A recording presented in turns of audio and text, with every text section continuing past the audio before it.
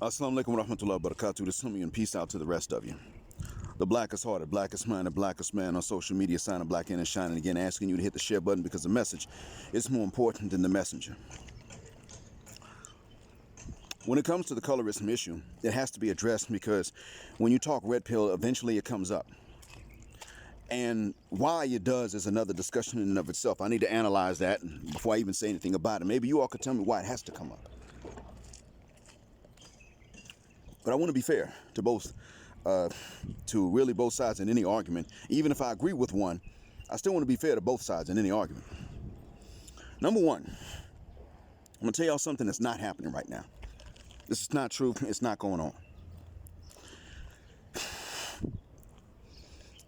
What's not happening now is that you do not have a bunch of light-skinned people in the community, be they light-skinned of two black parents like me, or light-skinned biracial, or let's say light-skinned with two black parents but some white ancestors remotely like what I am, or just somebody who, similar to Oprah, has no white ancestry actually, but is even lighter than her. Or if it's even an Afro-Latino who is clearly of a mix between European, African, and original American. Whatever the case is, it's not folks like us that are effing up the community. That's not the case because we're not allowed to. Malcolm did not F up the community. Huey Newton did not F up the community in any way. He didn't contribute to it.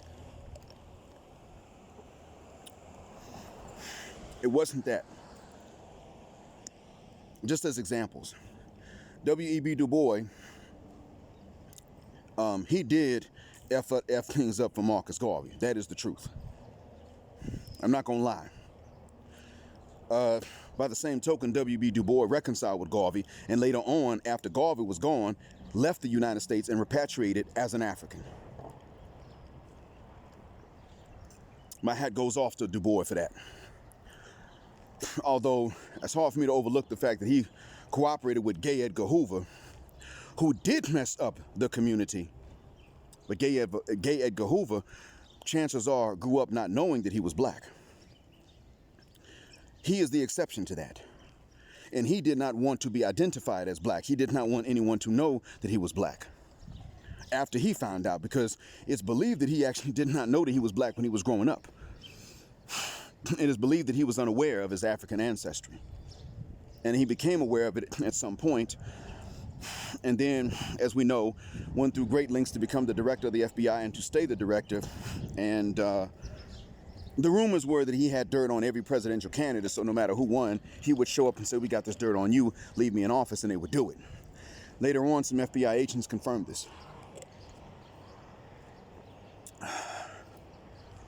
Gay Edgar Hoover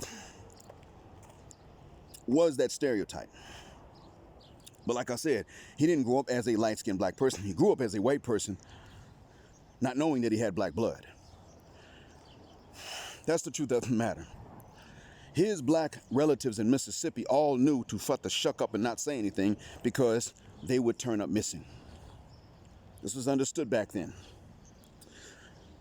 Other than that, light-skinned black people, especially when they identified as black from the beginning, did not. And some people and I don't agree with Sergeant Willie Pete on this one point.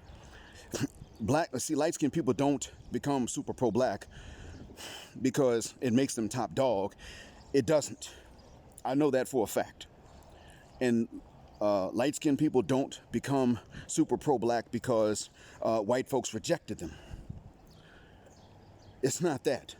They become super pro-black because they actually do get to hear the stuff that white people say. That's what happens. We hear what white people say. We hear them say niggers and spics and chinks.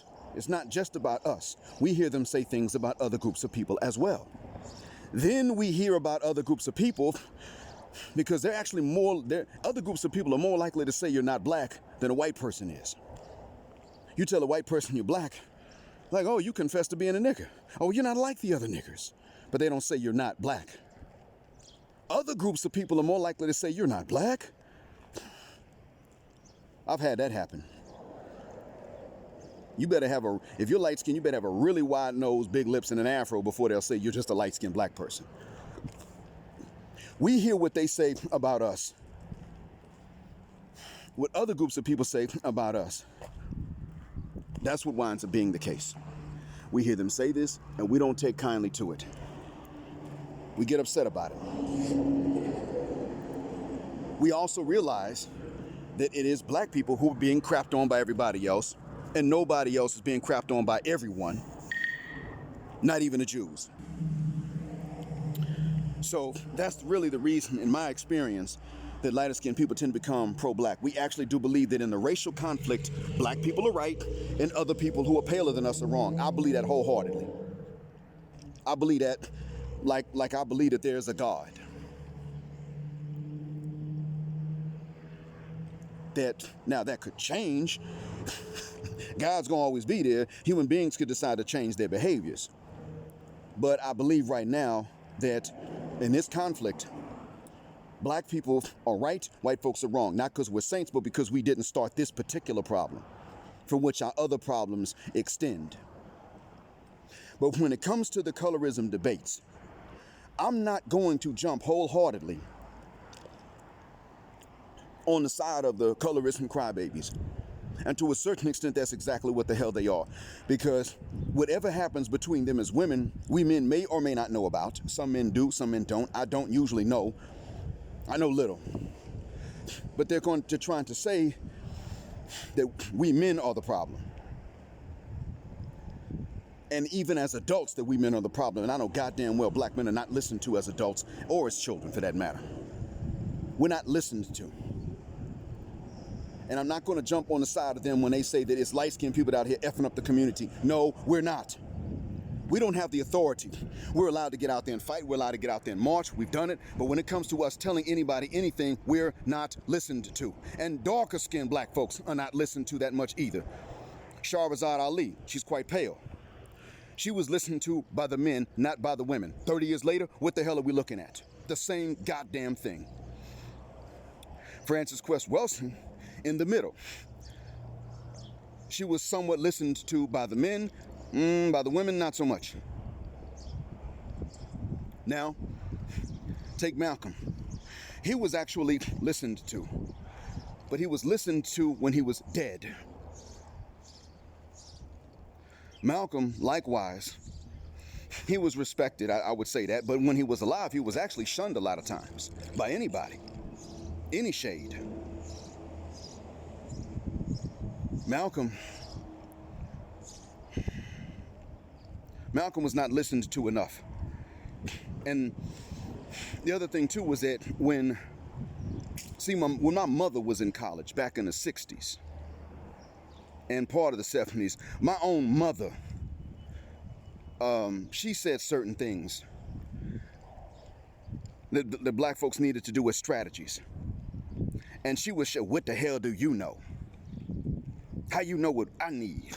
Her roommate and close friend to this day, SL, would say some of the same things, and they say, that's right. And my mother even said, how come when I say it, it's not correct, but when she says it, it's correct? And someone said, listen, Miss Black, here's the thing. The truth is she's bigger and blacker than you are.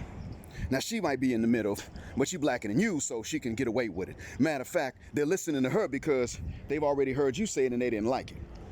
And that's what really makes it easier. You're making her job easier, actually. Because then she says it, and it doesn't sound quite as bad coming from her shade. So they were listening with their eyes instead of with their ears.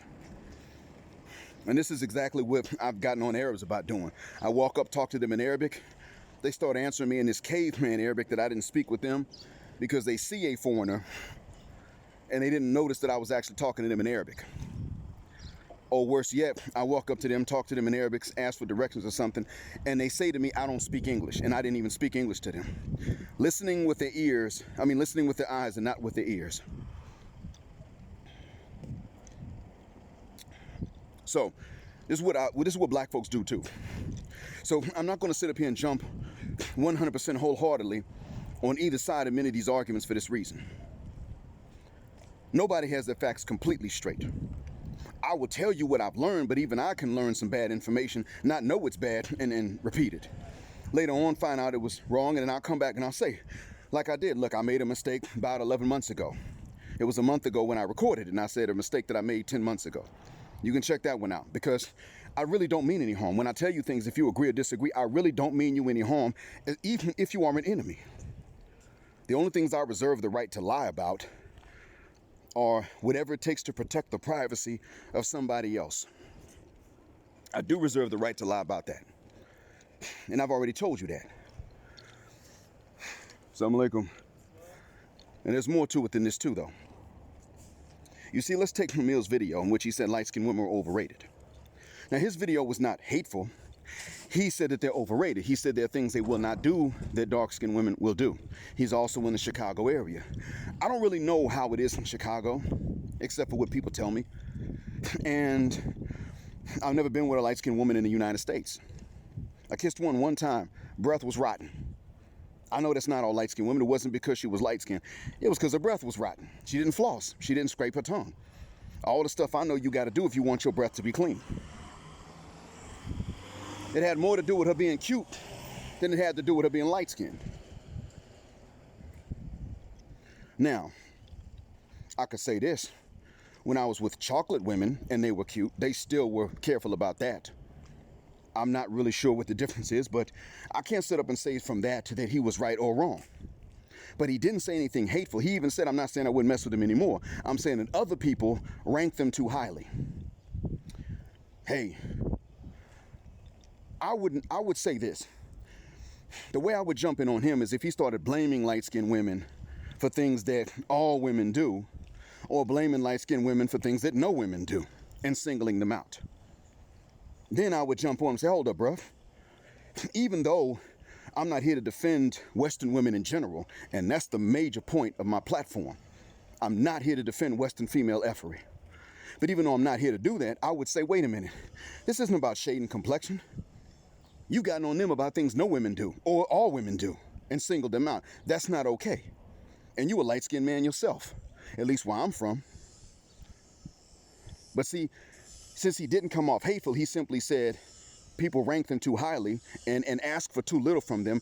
I didn't have a leg to stand on to really chew them out, although I would not have done the same thing even if I had the same observations. I don't think I would have. The channel that takes issue with his video, with whom I've agreed and disagreed on certain points, I'm not going to jump wholeheartedly against them right off the bat, and I'm not going to jump wholeheartedly in their defense either. Not going to do it because I don't have the evidence to support either position. You see, I know that colorism is an issue. I know that the reaction to it is an issue. If you don't consider discrimination against lighter-skinned black people as colorism, be they biracial, I count them as black genetically speaking. They choose what they're going to count themselves as politically. But whether they are biracial, black and just pale, triracial, or Afro-Latino, which could be either one of the above as well, whatever the case is, or if they don't even know why they're light-skinned. Whatever the case is, I'm not in favor of blaming them until you can prove that they actually, as a block of people, got together and decided to do something wrong. And you can't prove that because there's no network for that. It doesn't exist. Plus, we already know they wouldn't be listened to anyway, especially the men, but a lot of times the women too.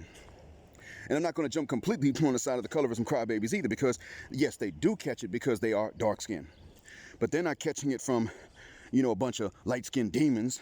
They're actually catching it from people that are in the middle in most cases. That's actually been the case. The truth be told, what I've seen is that oftentimes people in the middle aren't really hung up about it, but they'll say whatever they can say to hurt someone's feelings if they get angry. So if somebody's really black, they'll make fun of them. Somebody's really pale, they'll make fun of them if they're angry about something else. That's what I've largely seen. I've also seen that really chocolate women catch it from other women that look like them. They catch it from women in the middle. And I've seen that it is not the paler skinned black folks that take issue with somebody being darker skinned. Because they've imprinted on us in our infancy as the aunts, the grandmothers. That's what's happened. My daughters don't have that capacity because their mother's kind of in the middle. Their grandmother's certainly in the middle, but she's on the darker side. And they imprinted on them at a young age. Their relatives, all these people that they've seen from their infancy have been all over the spectrum. But when my daughter and I were in our hometown and we went to this chicken restaurant, all black owned, guess what? There was a lady there that happened to look like their maternal grandmother. I told y'all the story before. My daughter looked at her. Lady said, I know you don't want to stand too close to me because I'm dark. When I heard her say it, I didn't know who she was talking to. But I thought, oh my God, some people in here about to get into an argument. I turned around, she was looking at my daughter. And I said, oh, ma'am, no, you look like her grandmother. That's why she's staring. Lord, the resemblance. And it was true. I told her in so many words, she doesn't have the capacity to think about something like that. I mean, she could see it, but she doesn't have the capacity to, like, make a decision based on it. But, no, in this case, in all honesty, if I had seen you more clearly, I would have stared too because you look like her grandmother. That's what that is. Your mother, her mom's mom. But my own mother would not let her discriminate like that either. None of us would. This lady didn't know who she was talking to. She didn't know who my mother was in this town, because if she did, she would have understood that we are the militant family. So I'm not going to jump in 100% on either one. I'm not going to say that the colorism crybabies are making up everything they say. I'm not even necessarily going to use that term for myself. I'm using this so you know who I'm talking about right now, but later on, I'm not going to even call them colorism crybabies, really, until I catch somebody lying or being intellectually dishonest, which is the same thing. But what I am going to tell y'all is this. The crux of my platform, while I'm willing to address this, the crux of the platform is red pill. Black, red pill. Why? Because it has to be. See, at the end of the day, the mind games don't come from one complexion of black women. The mind games come from a cultural block of black women, and that is the West. The mind games come independently, completely independently of shade. If they have options in men and they're Western, they're entitled to play games as far as they are concerned. Yeah, I'm drinking coffee while I'm talking to you, forgive me. That's how they see it. They're not going to, in their minds, once they have options, they're not required to even be honest with you about what they want, because they have options. And that's what separates them from other women, black or white, mostly black. That is the crux of it. And at the end of the day, while Sergeant Willie Pete will say that, you know, sometimes light-skinned women want to be in a community because that's where they're top dog and they'd rather be a big fish in a small pond, I would say that in actuality, black men and women that are light-skinned have simply heard what everybody else has to say. That's all it is, really. All it really comes down to is that we have heard everybody else, everyone else has said something about us. Everyone else. Oftentimes, we might be the ones who are willing to take our lives from outside. We may be willing to do it, but we realize that they got the same problems. And then we come back like, you know what, F this. Black people didn't start the problem. The whole world can see that shit. So why the hell is everybody united against us and we didn't start it? That's what makes you really, really angry if you are light-skinned or dark-skinned and you learn this. Now, darker-skinned people may not have to hear the same comments coming from other groups of people. But when you are light-skinned, you get to hear this stuff because they're actually more likely to say these things in front of you than a white person will. They're more likely to argue with you about you not being black than a white person would. I could tell a Caucasian, look, I'm actually black. They may try that shit, but they know I'm black. And a lot of times they don't try it. They don't argue with me. Even if they're not American, they don't argue with me. I'll tell an Arab I'm black. Well, you're white. If you don't fuck the shuck up, man, I'm talking about racially, but I don't mean I'm not light-skinned. Hell, you're not even white. But I'm white. You see, that's the difference. So we get to hear all this stuff. And that's what makes us upset. That's what gets our goats. And that's when we start coming in and we start trying to tell other black folks, these people ain't shit. They don't even have a sense of fair play. They are subhuman. They don't know right from wrong. That's what we're trying to tell black folk. That's why Malcolm had an easy time believing this stuff. When Elijah said that all white people were the devil, it was easy for Malcolm to believe this. It was easier for him to believe it than it was for other black folks in the NOI to believe it. All white people are the devil. He took that and told everybody that they're all the devil.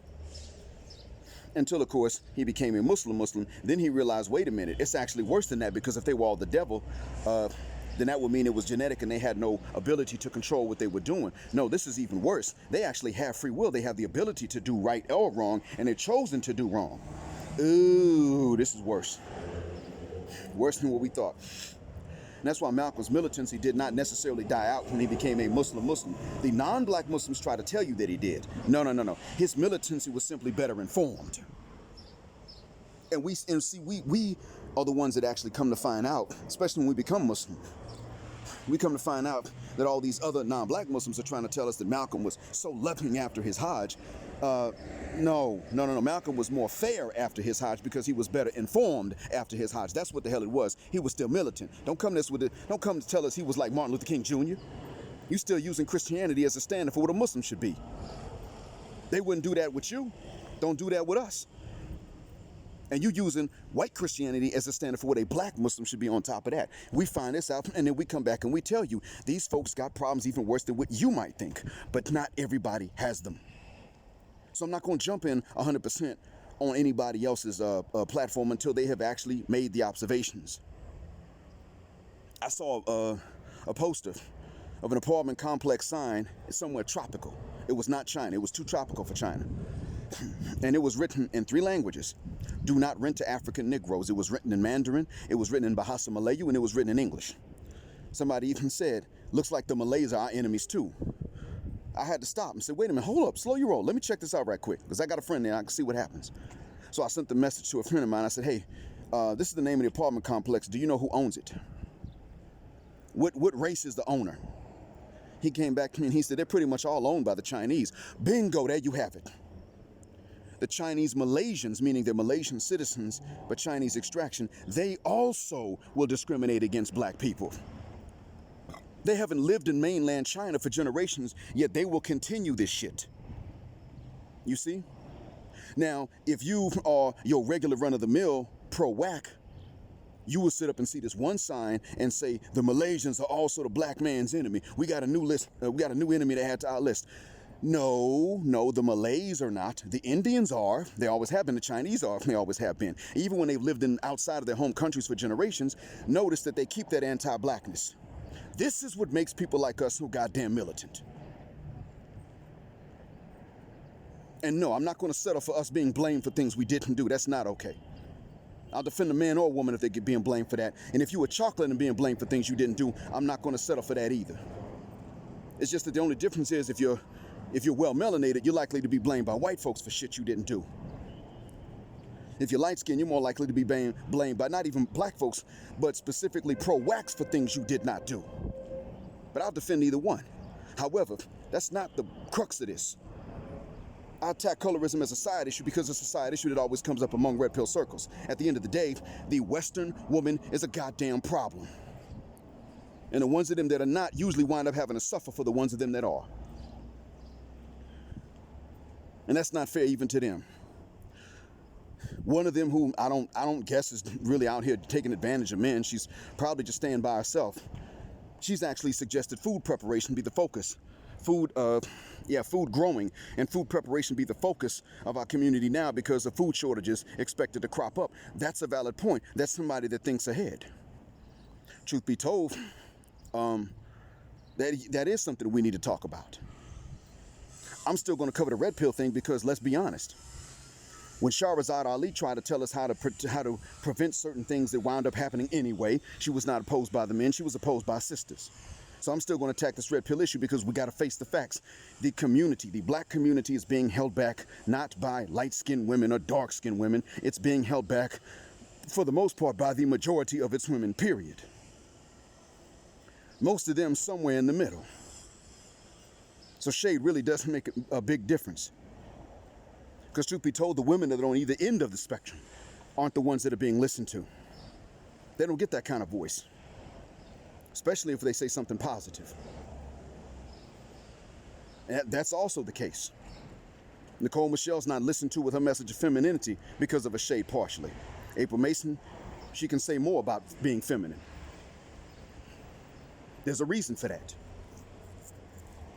Now, if you take April Mason and add a little bit higher of a melanin count to her, then she wouldn't be listened to either, especially if she addressed the real issues of colorism to come up. So I'm not jumping on, I'm not going to sit up here and just pick a side and jump on it. No, I'm going to listen to everybody. But for me, the major issue is the red pill issue.